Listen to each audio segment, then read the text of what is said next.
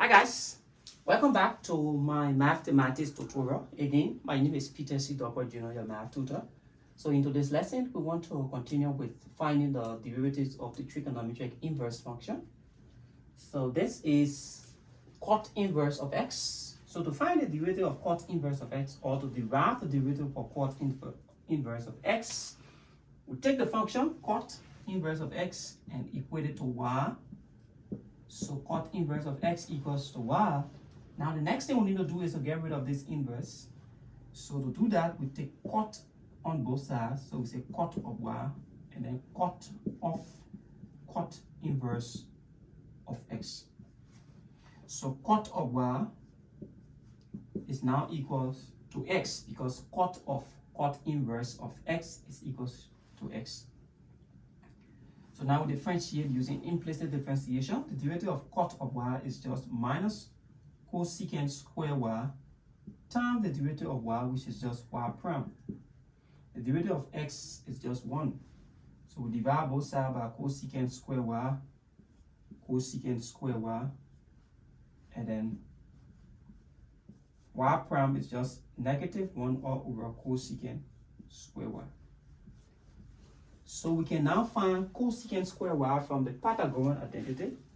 Now we know that cos square y plus sin square y is equals to 1. So cosecant, the reciprocal identity for cosecant is just 1 all over. So cosecant of y is equals to 1 all over sine of y. So in order to get cosecant, it means we must divide all terms by sine square y. Sine square y. So cos over sine is cot square y. And then sine divided by sine is just 1. Or equals 1 over sine now is cosecant square y. So cosecant square y now is just 1 all over cot of y all square plus 1. What is cot of y? Cot of y was just x. So y prime now equals to minus 1 all over x squared plus 1.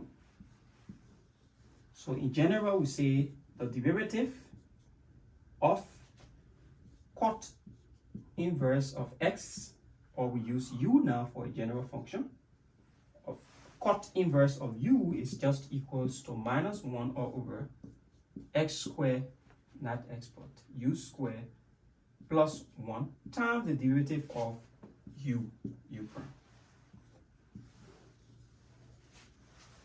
So thanks ever so much for watching. In our next lesson, we're going to solve a lot of problems, work examples on how we can use all of these identities and that of the derivatives of the trigonometric functions, inverse functions that we have just derived. Thank you, and see you in our next lesson.